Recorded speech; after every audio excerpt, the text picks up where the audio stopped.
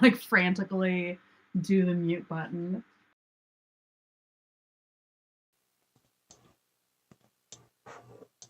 I also just realized that I didn't have my audio on, so that's helpful. Okay, we're live. Great. Cool. Cool. So, welcome everyone to I'm like not on any other social medias anymore, you know? Like back when we first started doing this, I was always like, okay, I gotta like tweet it and whatever. And I'm like, do all the things. Who am I gonna tell? Who am I gonna tell? Yeah. I don't know.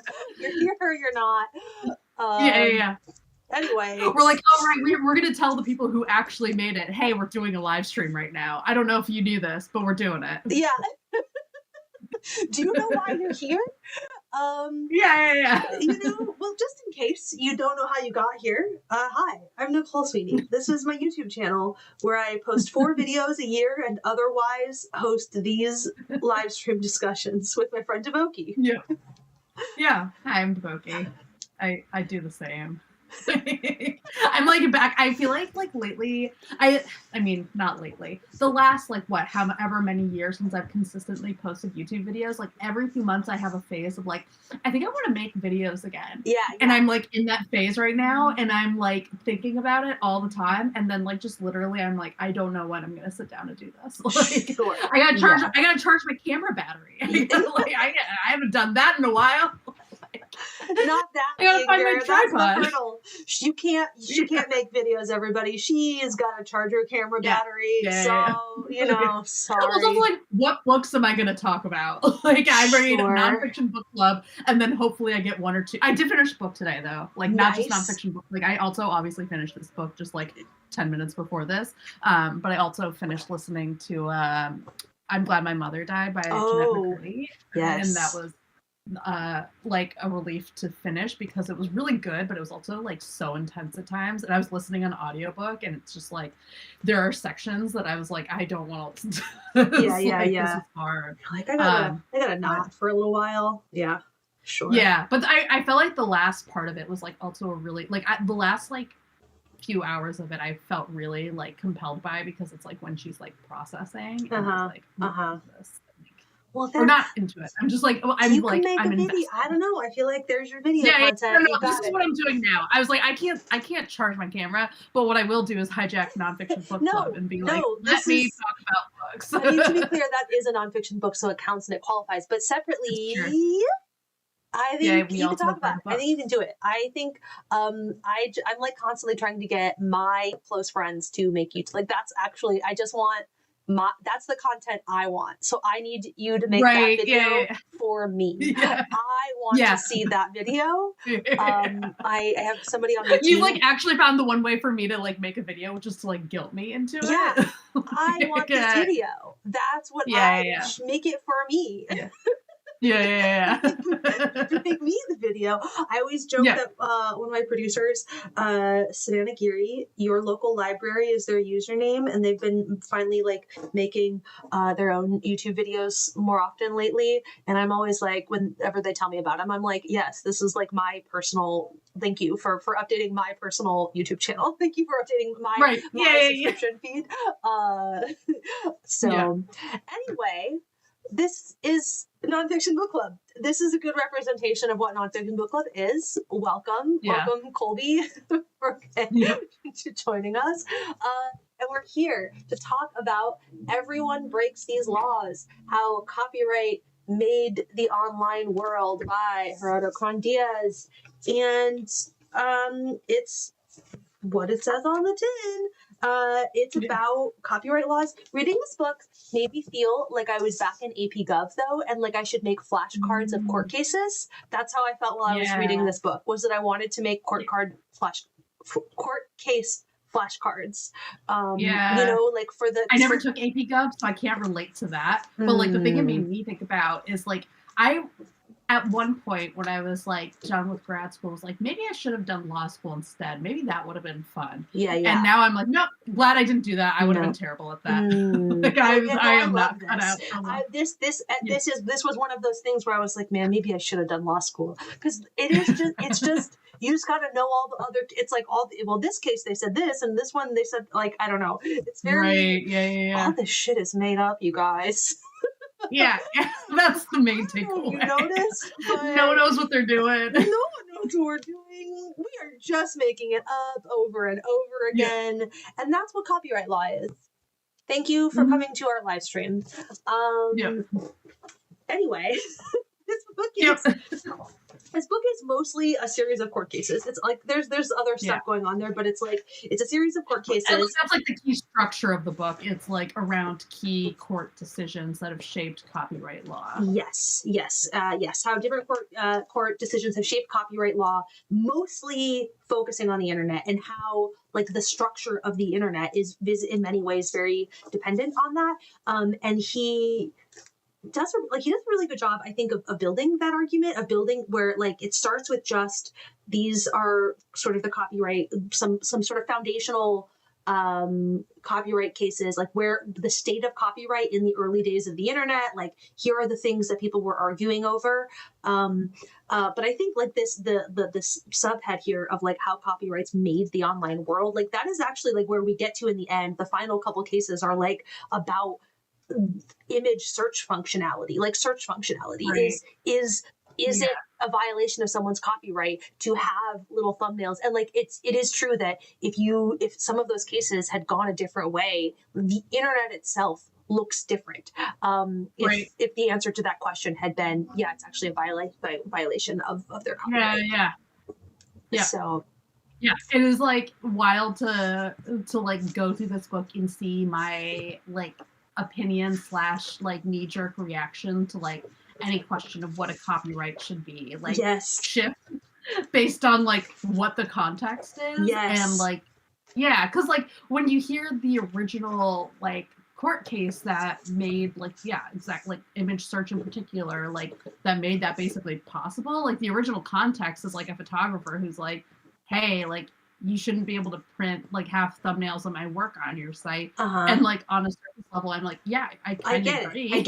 And then I'm like, right, but also like I don't live mentally in a world where that's like actually how even I operate. I'm out here copying, pasting book covers into thumbnails all the time. Like I don't like without thinking about the copyright holder. I mean it's like the very much about like the ways in which these things also shape us in turn, right? Like we are products of this, like we have grown up, you know, you and I are both, we've been in these digital streets for a lot of years. So it's like a big part of how we also sort of think and operate, and like how is that kind of shaping our framework. This was another one where another kind of common theme of Nonfiction Book Club is our respective, you know, grad school experiences and undergrad experiences. I will say this man was citing all my names, all the greatest hits. Interesting. Was really funny though, because he kept bringing up I was waiting for it like really early on. I was like, all right, when's Larry Lessig going to enter the chat? And sure enough, Larry Lessig was a major player, but he actually didn't mention, he's mostly just talking about free culture, which is fair. And I understand why that's his like major work that he cited. But I have to say that in my grad school remix, which is basically about how Larry Lessig's remix. I cited that in every paper I wrote. Like it was like an essential text. Him and oh god, what's his fucking name? The fandom guy. Fan culture guy. Anyway, it's going to come to me later, and it's going to drive me crazy that I couldn't remember his name. The man who I cited most before, and then Larry Lessig was number 2. Anyway, Lessig's remix is. I'm bringing this up for a reason. This point of like this stuff shapes us. Remix is about it's like remix culture, and it's essentially like his argument there is that you have a generation, basically Gen Z, is who he's talking about. But like if you have a generation that is growing up in this environment, there's like a fundamental change in the way that they are perceiving and engaging with media, and like, first of all, you cannot put that genie back in the bottle. Like, it's done. Like, Right. it's that has already happened. You can't undo this. You can't go back and cancel cancel all these features. You know, the moment for this to have gone a different way is behind us, and it has already gone this way. And he's just talking about the ways in which, like, this compulsion to sort of remix things, the like really early on, this is so academic of him, but like an early kind of thing that he does is he talks about how a classmate like was writing papers, and a lot of his process for writing papers is that, you know, heavy on the quotes. That is like still I keep for like book club books. I haven't finished doing the doc for this one, but what I usually do to like prep for this when I remember is I just make a doc and I type out everything that I just type all these out. I type them because that's how I operated in grad school, was that like I would type them. Well, I actually was more analog, so I would spread stuff out. My paper was always like very, you know, like those crazy boards, but like my whole apartment was that way, you know, where I'd have all my pieces of paper laid out, and like I would just start rearranging. Like I would be like, okay, here's like the lit review was always my favorite part. I loved writing a lit review, and it was just like, okay, here's the 15 quotes that I want to use, like the 15 things that I want to cite. And I would just like rearrange them until I was like, yes, this is the order in which you build the argument. And then I would start typing it. And then I'd, you know, still keep moving it around or whatever. But like that logic, like that is how people are engaging with media, like period. You know, like when I can watch something and I can immediately start, you know, like screen grab and like reaction gifs and like all of these things where like the idea that everything is deconstructible is part of how people are receiving media now. Colby had the same process when drafting paper. Thank you. But I wasn't just making a mess. Anyway, I don't know where I was going with that, but that's it. No, I think it's really interesting because I mean, like, when we talk about, like, I feel like that's the thing that I like about this book, where it's like, I mean, just like any book on the internet, where it just feels like you could talk about anything. Yes, you could like bring it, like it would just be like, yeah, let's talk about like I remember like kind of having my mind blown where like he's talking about like the displays in the book, and at first I was like, well, yeah, duh, that's like the metaphor, okay, whatever. But they're talking about in the context then of like the Instagram, like why it matters, like that the Instagram embeds are the way they are and stuff. Like, this stuff is so weird. The frame idea, where it's like if you're looking at the thing versus, and then there's a picture of like with its sort of inset. I love, so meta, but like obviously it's a book about copyright, so all of the images, you know, have like pretty lengthy, like here's the sort of licensing, and that the image that goes with the thing that you're talking about is his husband drew it, and it's really, she's like, my husband drew this. And he gave me permission. And it was great. I love that so much. Speaking of which, what's the one that was my favorite? I have one tab that I put on the top to note that this was my favorite page in the whole book. Oh yeah, it's that picture. It is, yes, there it is. I was trying to find it. I was like, I don't even remember what it was. My favorite page in the whole book. And the reason it was my favorite page in the whole book was this illustration by my wonderful husband, Vincent Chang, shows the difference between embedding an image in a website and creating a frame to show an image on another server. At the top, so that's this top image there, the page soccermania.com contains the image. And at the bottom, the page shows a window through which the user can see an image at soccerpassion.com. Vincent generously granted me permission to include this illustration and requested the following credit, Vincent Chang. There's also like an additional question too, which is like, you know, the fair use of what we're currently doing, right? I mean, me holding up the... you showing the book. You know, I don't know. I credited you, dog. Okay, actually. Yeah, I will say this book has maybe one of my favorite closing lines of a book. Yes. Like, it's so charming. Yes. Thank you for reading. And one more thing. If you put a PDF of this book onto the web, please don't make the link public. This is very good. I actually have sort of a separate question that I want to. I totally forgot about this, but this just made me think about it. He uses a couple images here that are CC by SA, so Creative Commons. Need to emphasize how like deep in the weeds of this stuff I like naturally am, both again because I already said that this man's citing all my grad school people, right? So this is in my wheelhouse, but it's also like in my professional wheelhouse, right? Like this is we are constantly going over what stuff we are and are not allowed to use. And CC by SA is share alike. So the share alike means that you have to allow people like the work that if you are taking something, if I'm going to take your thing and put it in mine, but you've licensed it CC by share alike, then my work is also licensed under that same thing. But this is, I don't know that that's true because it's a book with a publisher. And so I'm actually confused.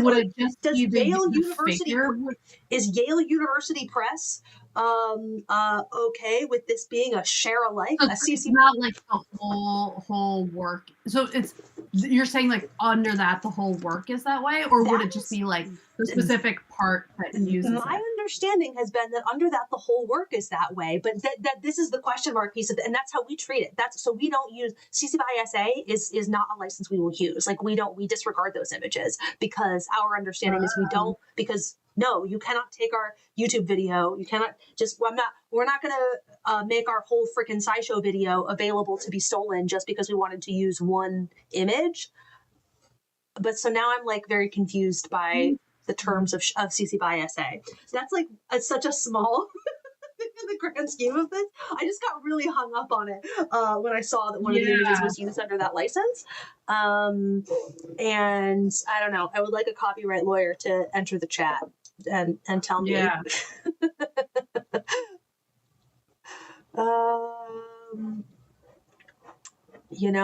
I don't know. So now I'm looking it up. But I always found like when I've like done video stuff where I have to like look up the Creative Commons, like I would always try to like pass that off to someone else. Like, I don't get it.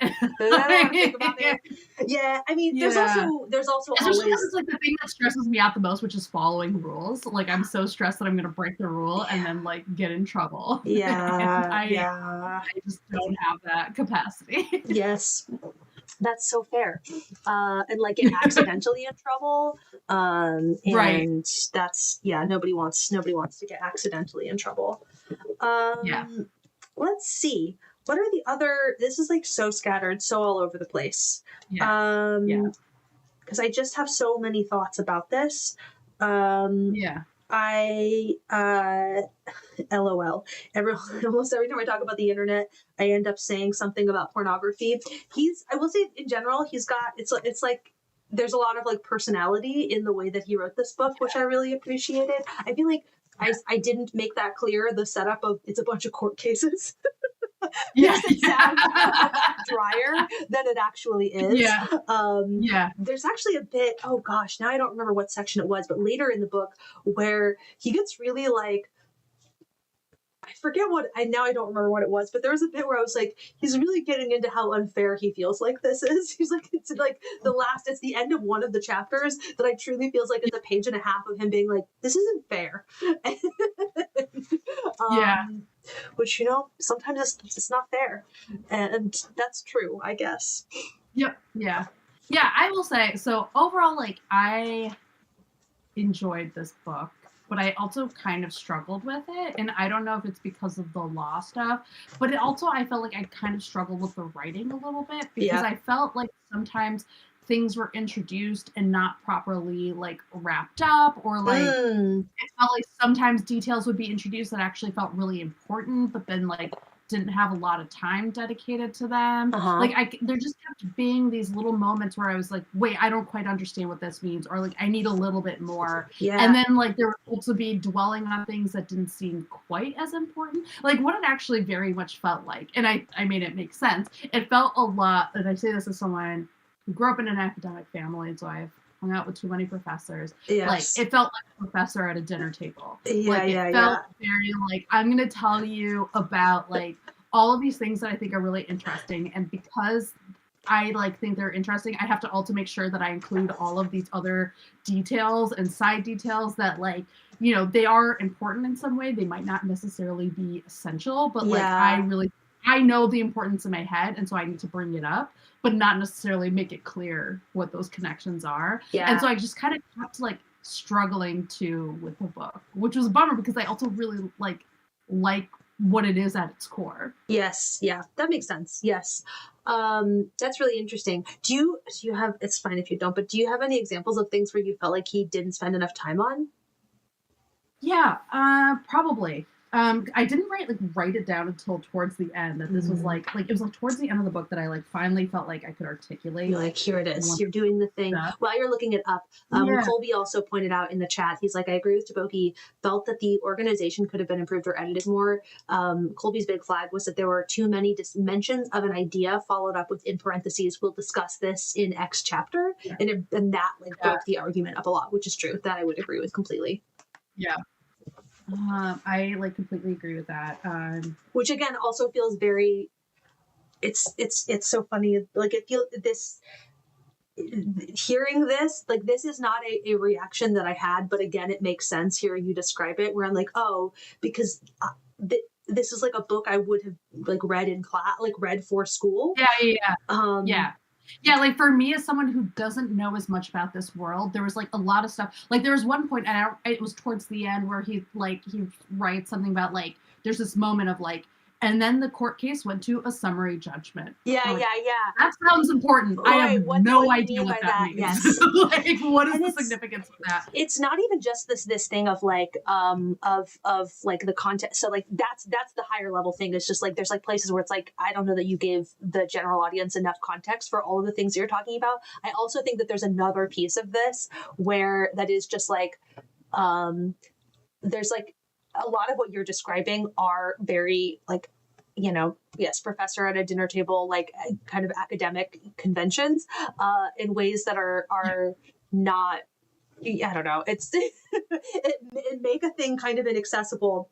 And I bring mostly, I feel like there's a way in which like all of that I glossed over because it's something I would have read for like, right. Yeah. No, but like because you would be like the ideal person to be having the conversation. Yeah. This is, and so like I have read enough of like this kind of book, right? In much the same way that I don't know what's one. Oh, The Gene is one where I was like, dog, I'm trying to stay with you, and you lost me a lot because I don't have like that was a situation where there was just a lot of context I didn't have, and so yes. So I have like two examples of things. One is just sort of like towards the end, where he brings up, so it comes up in the context in the chapter, the Rappers to the Rescue chapter, where it ends with this like, oh, and also there's this other really important decision with Andy, like this Andy Warhol like piece, like the silk screen piece or something. That like is actually really consequential. He spends like in a paragraph talking about like teaching this, like what it's like to teach this to students. And I was like, I don't care about this. I don't care. Like I want to understand the other thing. And so like so much of that Andy Warhol stuff got really condensed down. Like I had like, even though it's a short section, I had to read through it like 3 or 4 times to understand like what was happening and what the significance and relevance of it was. Because I just couldn't get it right away because like, again, for me as like a complete outsider to this world, it just doesn't make sense. And the other one, and it's like, again, like that one actually is I actually had an issue with that as well. It's separate, which is the way that it got brought up again. So the Andy Warhol one is actually an example because then it's reiterated later because oh gosh, who was it?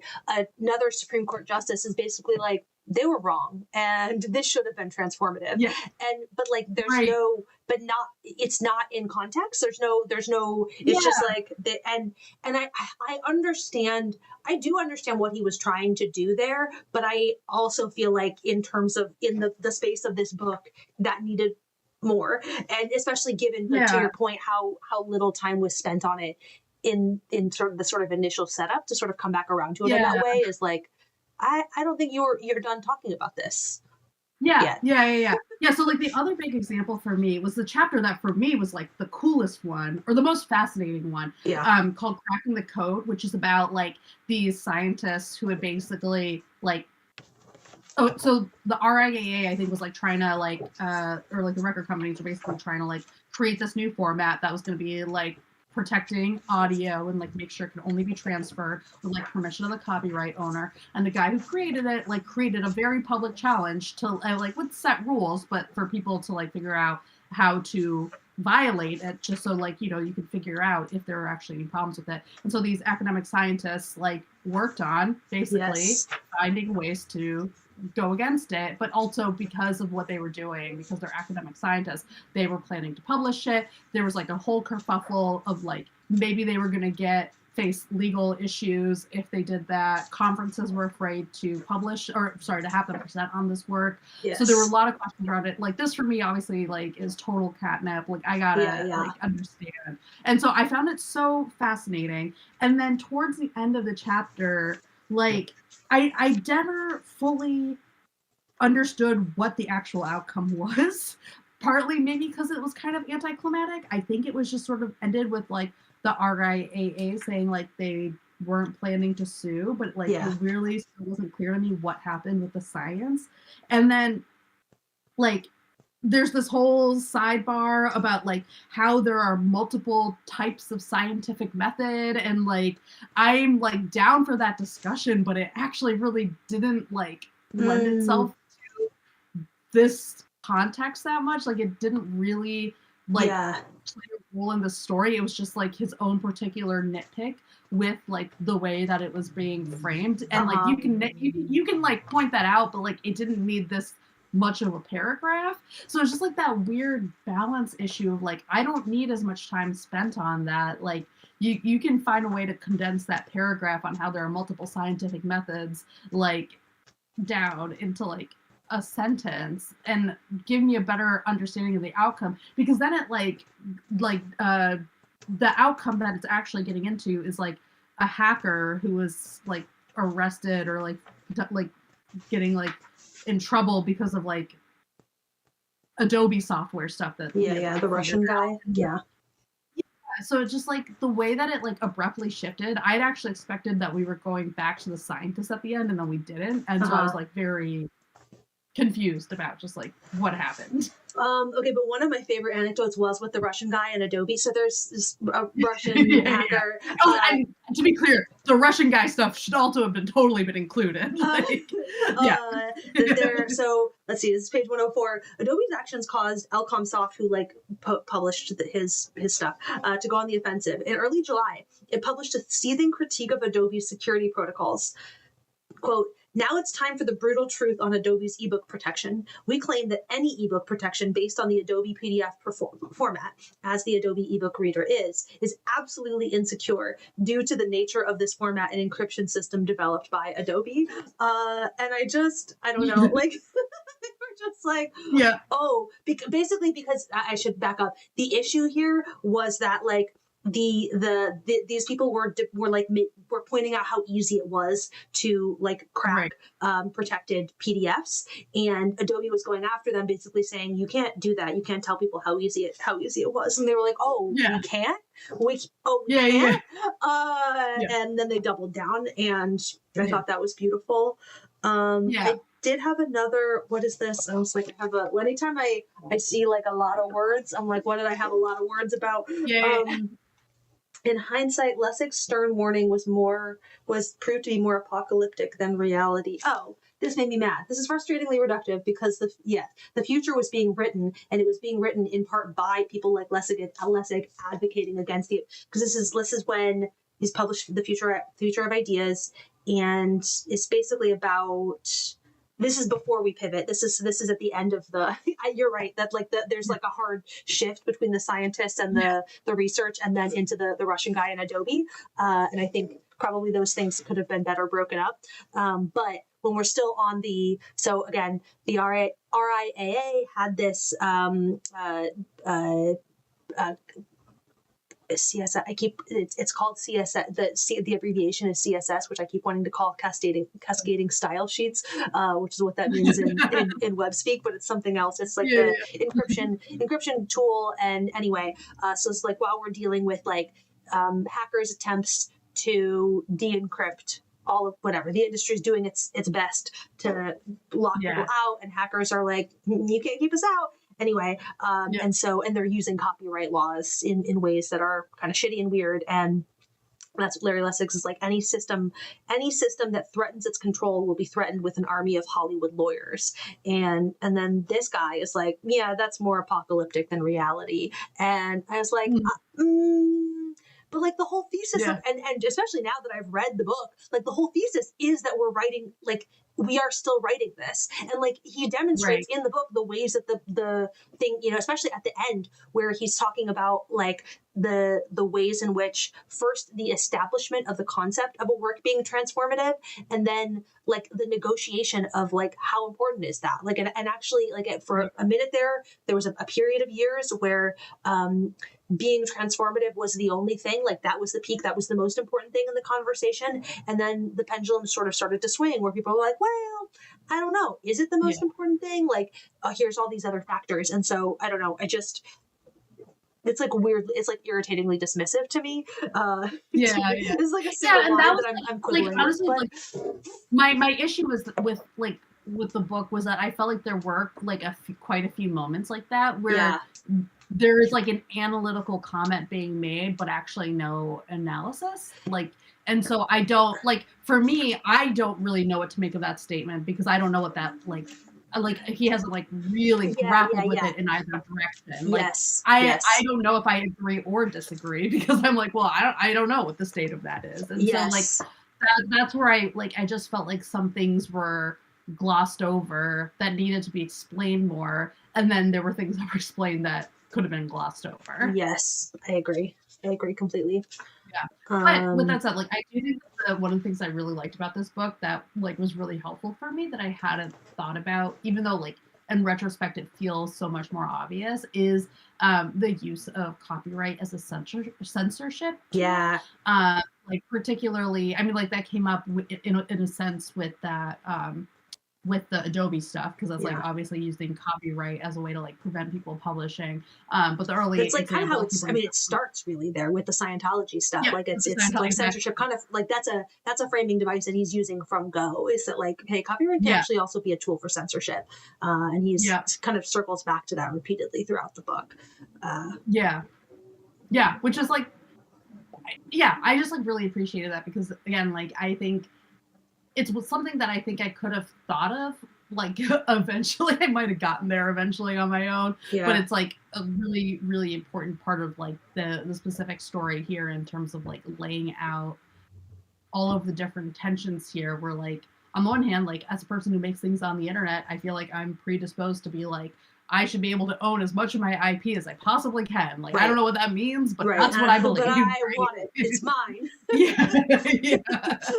Like, and so it was important to be like, oh, right. This is like even I myself, a person who has, again, screenshotted things on the internet to put onto a video. Yes. Like, I should be able to do that. I should be able to do that. And then I should own everything that I did with it afterwards. Yeah, exactly. Don't worry about it. Especially my thumbnails. Yeah. And of course it ends with like AI, which is just like the like AI of it all, the like the ways in which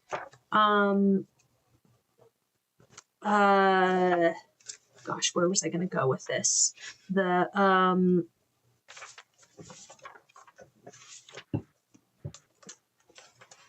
like the ways in which the creation, like how copyright law being expanded to allow Google search to exist is the reason why AI is allowed to steal every book that's ever written. Like that like the connection of those two dots, that is something that like once it's been pointed out to me, I'm like, oh, like it now I get like it's obvious to me, but even as somebody who like did spend a ton of time like doing this, thinking about this, that like is not a connection I like had made ever on my own, that like this there's a like a direct, it's a straight line from the copyright law saying that you can use a thumbnail to and OpenAI can just steal everything that's anybody's ever made.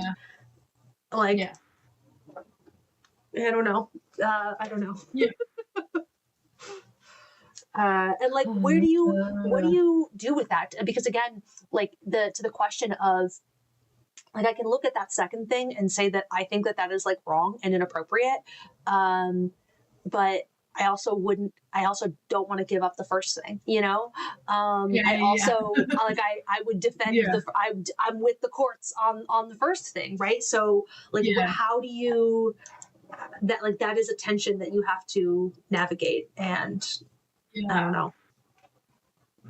Yeah, I mean, it was like fascinating that like the idea of transformative work was like, oh, okay, you're taking artwork, which is like, as they framed it, is like meant to evoke a human reaction, and then because it's in thumbnail form, now it has been transformed into a way to search things, and like that it's transformed.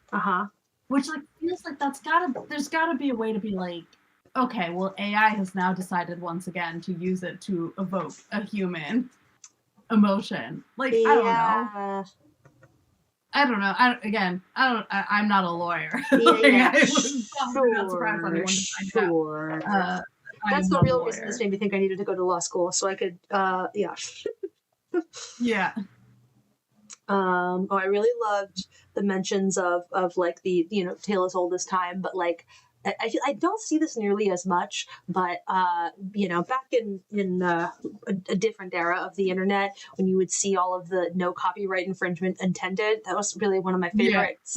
Really classic, iconic internet phrase. No copyright infringement intended. I'm gonna put it in the description of this video.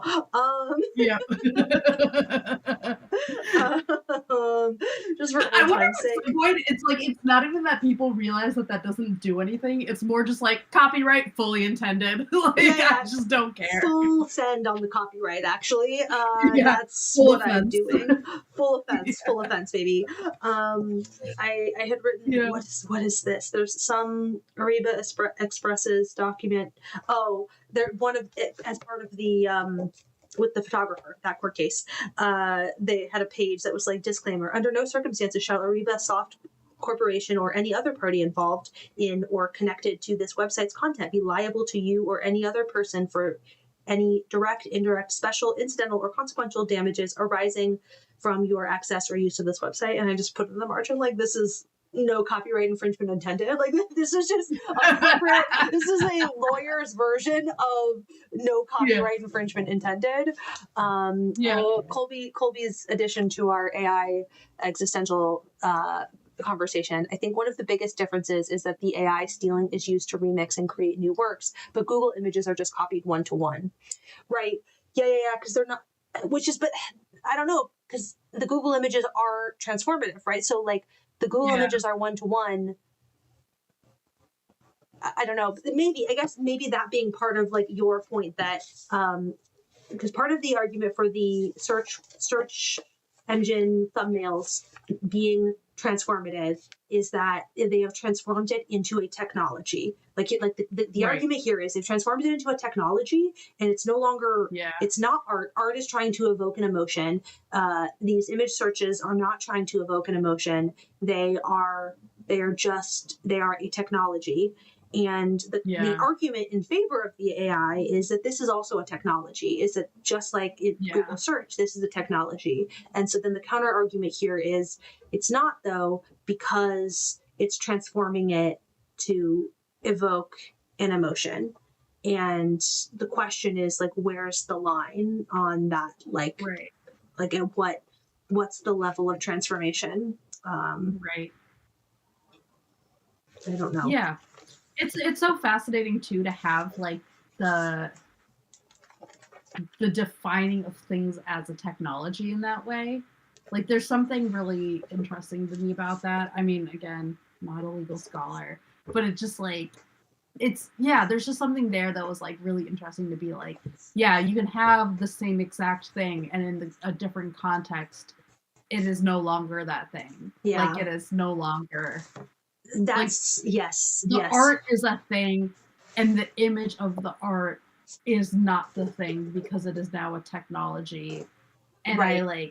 there's just something so weird about that. That's to Colby just said, he's like, but I wonder if the need is to think about the standard use case, like in the Betamax case, which was earlier, where like Betamax, so Universal sued Sony in the 80s, one of the earlier cases, basically saying that Betamax is being used to steal movies and things, and Sony was like, that is not the primary purpose. Like it's got the primary non-infringing purposes of people making home videos, and the courts were like, yep, that's true, you're right. And so, but on the flip side, but also I was fully allowed. We were all allowed to, like, we should have been allowed, as we were, to record the movies. That were playing on Friday night. It was also used for infringing purposes, to be clear. But the court was like, you cannot say that Sony did anything wrong by creating this technology, because the standard use case that Sony is pitching, and that it, whatever, is not infringing. And I think that like AI, whether or not how the companies are pitching it, but the standard use case for AI is, on the flip side, is infringing. Like I would argue that the standard use case for AI is to infringe. Like, I don't know. Like, I agree.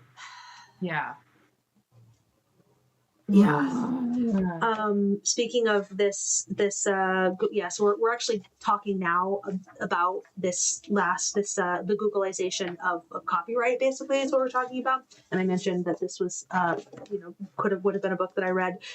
He's talking about how he was trying to find, he's like, I need to consult. This was another one of those things where I was like, I get it. But this, you didn't need to do all this. He does this a lot, and there are some places where this works, and there are some places where it doesn't. Is like what I would not issue this as a blanket correction to the book, but there are some places like it needed to be scaled back. This being one of them. The amount of time that he spends walking through his process of getting his hands on the Googleization of everything. Unnecessary. And now that is the most academic researcher thing, and I say this as a grad student, like it's not the reason this example bothers me is that it's not part of, like, I think that the thing he's laying out here, the thing that he's mapping, the journey to pick up the book, is an appropriate thing to include in in a book about copyright and how the internet has transformed copyright. Like that's like he's doing something that like is fitting and makes sense.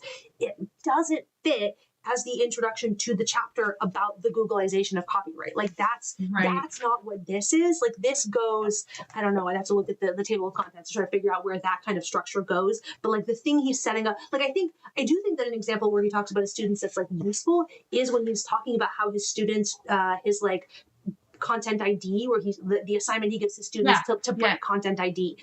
That is something where I'm like, yes, this is great. This is really good stuff to sort of like include and incorporate.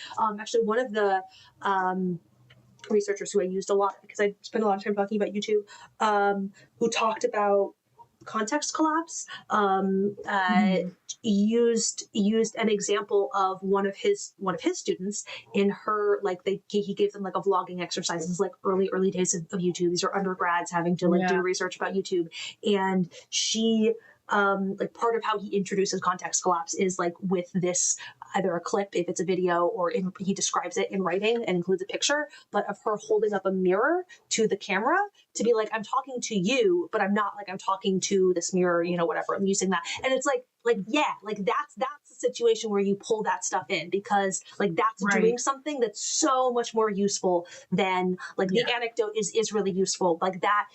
And for the content ID section, because again, to like bring back like the remix of it all, you're getting at how younger people entering into the world as it exists, how they're engaging with it, like how they're thinking about it. That stuff is good and important, but it has to be contextually like relevant, which it was not here. However, to be guilty to do the same thing, to be contextually irrelevant. But everything is relevant if I'm talking about myself, because we're on my YouTube channel. Yeah. And this is what Sweeney says. And what Sweeney says here is that I did write a note before I saw everywhere he was going, was that I also bought this book in grad school and have no idea where it is now. I was like, the Google is they made us buy. Everybody had to buy this book, and I don't know. So I don't know what happened. What happened to everybody's copies of the Googleization of everything? But man, anyway. So that's all. That's really I really just had to share my stupid, pointless anecdote. Yeah. I will say, for all my whining about the side notes, and especially the research, like, deep dives that are done, like, kind of, I don't know. One of the biggest lessons I had to learn as a grad student, like, I remember my advisor telling me this early on, was like, your inclination as a grad student when you give a presentation is to try to convince people that you've done a lot of work, and that is, like, not actually the goal. Like, people, like, grad students, like, especially early on, spend a lot of time talking about their methods, and that's not actually what you need to do. You need to convey your methods to the degree that it helps with the analysis of the results, but you don't need to say everything. So that's what that was making me think of. Anyways, the thing that I will say, I also am so fascinated by, and I have so many questions about what it looks like for him to do some of the research for this book / what I assume is, like, his actual, like, field, because he references particularly sex work and OnlyFans quite a bit, which is, like, fascinating, because that is, like, such an important part of copyright and the internet. And I was just, like, very curious, like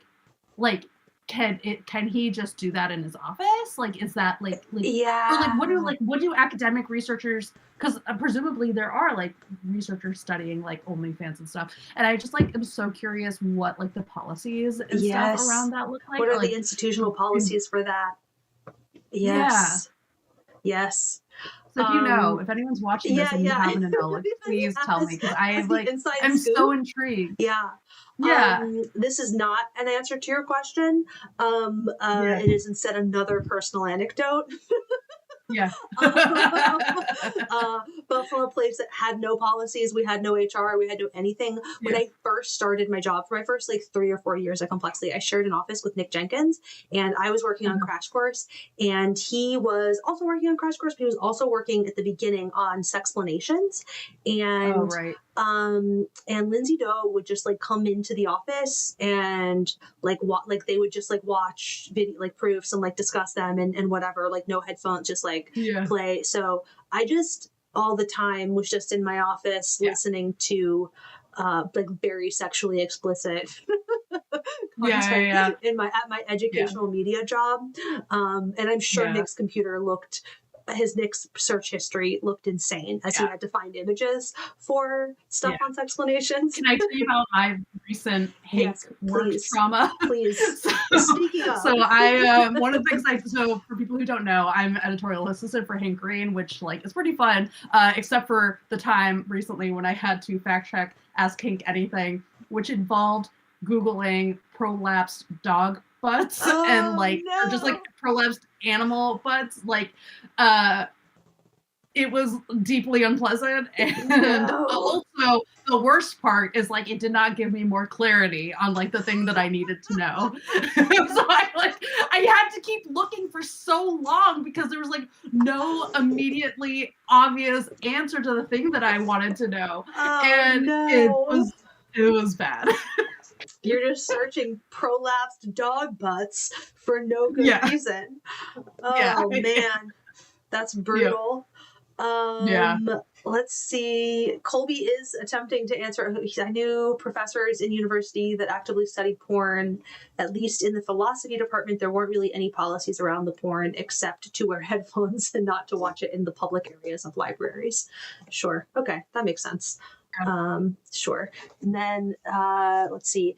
Going back to the AI conversation, I wonder if it will be different with AI because Google won't give you information from behind a paywall, but most AIs will transform information from behind a paywall for users. Yeah, that's another thing that, like, gets brought up and then moved past immediately. But he mentions that in his book, that like he was able to get the full text of a New York Times of a paywall, or I think it was Time, maybe it was Wall Street Journal, whatever. Some journalism, that he's able to get the full text of the article that is normally behind a paywall by typing it into ChatGPT, and like, what the fuck? But that he doesn't spend any time on that at all. He just he tells us about that, and then we keep going. So anyway, speaking of the porn of it all, this is another one. This is just a quote I found funny. This is about the guy who made Perfect 10. Okay, so Perfect 10 was I think it was a magazine first, because his girlfriend couldn't be in Playboy, and so he made a magazine for her, and then it became a website. And then this guy, I don't know, he was like he was in competitions such as the U.S. Trading Championship and U.S. Investing Championship, which I wrote on the side. I didn't know these existed, and I wish I could unknow it. Anyway, and then later he just is like this. It's a bad business. It doesn't work as a business, is the point of this. And a judge, in a separate, not even the case that is like the core focus of what we're talking about here, but in a separate case against this guy, a judge says, in the lifetime of the company, more than half of Perfect 10's revenues have been generated by litigation. However, all of those revenues were generated by settlements and defaults. Perfect 10 has never obtained a judgment in a contested proceeding in any of its roughly 24 copyright laws, which is like wild. Anyway, I found that delightful. Just a little hee hee ha about this shitty porn business. Yeah. It's terrible, man. Yeah. Anyway, anything else you want to, other thoughts, other things to chat? Oh, I had one other thing that I chat. This is so unrelated, really. I don't know, whatever. It's in the book. Okay, so it's about these guys, these little dials here. So what those are, these are codexes that players needed to play Lucasfilm's games. Each one consisted of 2 cardboard discs attached together at the center. The player could rotate the inner discs to align the characters' heads and bodies. As the smaller disc rotates, the punched rectangles on its inside revealed different codes printed on the bigger disc. So this is what they are, and you needed them in order to play these video games, because like it would ask you for the code. You needed the code. The thing that I found really fascinating about this, like the note that I took about it, is just that it is really interesting this is like bigger than copyright to me, that this is copyright law in general is very fixated, and like most of our legal system is very fixated on like punitive measures. Like the default answer is like, how do you punish how are we punishing antisocial behavior, like in sort of broad strokes, right? Which like violation of copyright is antisocial behavior anyway. And so rather than like, how do you reward and encourage pro-social behavior? And I just found that really interesting. Like I found the fact that they chose that their early approach to this was to reward positive behavior, and like, you know, because it's like you have a cool little trinket, like it's like that's like you would want that too. Like it's not even just, even if somebody could give you the code, you would be like, yeah, but I don't have the little thing that's part of the experience of playing the Star Wars game. And I don't know, like philosophically, I found that really interesting, and as like a thing that I like, what would it look like? What would a version that is focused more on rewarding pro-social behavior look like? What would a framework entail? How would you do that? Yeah. I don't know. I don't have an answer to that question. I just thought it was clever. I thought it was really clever. Yeah. And I think that's interesting. Some would say, not me, but some would say that offering multiple variants on an album that encourages people to buy the physical album is a way to do that. Okay, you see. At a certain point, I would not make that argument. You could, and my counter argument would be that it became that she herself was committing antisocial behavior by asking her fans to buy 900 copies of the same album for one extra song every time. What are we doing, Diva? Yeah. Like just anyways. It was deeply annoying. Okay, well, on that note, Speaking of things that always make their appearance, there was also an Age of Surveillance Capitalism. Yes. Yeah. I have a note in there too as well, where I was like, our girl, there she is again. I really like. I want to go through. And like look at the books and like figure out name every nonfiction book club book who cited the Queen. Yeah, we gotta get our like web of science, but just for our books going. Yes, like, which books are cited by which other books? Yes. Yeah. I mean, yes, I'd be curious to get like a broader kind of web here. Because I think it is already a given that Zuboff is the most cited of all the books. But like, what then? I would like to build out from like what other connections can we draw? What are the degrees of separation between each of these books? Yeah. Like many of them, the degree of separation is like 2. It's this book to Zuboff to whatever. But like, I don't know. Maybe as a future milestone here, we can get our breakdown of that. All of our different works cited. Anyway, next month, we want to talk about what we're reading next month. Oh, you have it already. I gotta get mine copy. We're gonna be reading Performance All the Way Down: Genes, Development, and Sexual Difference by Richard O. Crum. Don't be backwards. Performance All the Way Down. Here, I will copy the name of the book into the chat so that people see it. And I'm excited. I have heard good things about this author, so I'm hoping that bears out. Otherwise, I don't know too much more other than the summary. But I'm always down for a book about science and culture. So yeah. I have a stack of a couple other books that I've been meaning to read about, like two books specifically. It's not a stack, it's 2 books, but this makes it, once I add this on top, then it's a stack, right? Then I'll have 3 and that's a stack. Of books about, like building on, what was the women in sports book that you picked? You know what I mean. You remember. Yeah. You know what I'm talking about. The women in sports book. Boki picked a women in sports book a while ago. I have a book. It's like fight something about how like sport at the center of like wars about gender, and then another book about like women in sports as well that like kind of deals anyway. So maybe my mental mission after we picked this book, where I was like, oh, it'd be really cool if I read both of those and then did like a book list, but I could come in and be like, listen. Is that going to happen? I'm up to speed like Christine Yu. Thank you, Colby. That's the one we met. Anyway. I just remembered I interviewed her for a Tiny Matters episode and she was awesome. Oh, that's right. Yeah. Very cool.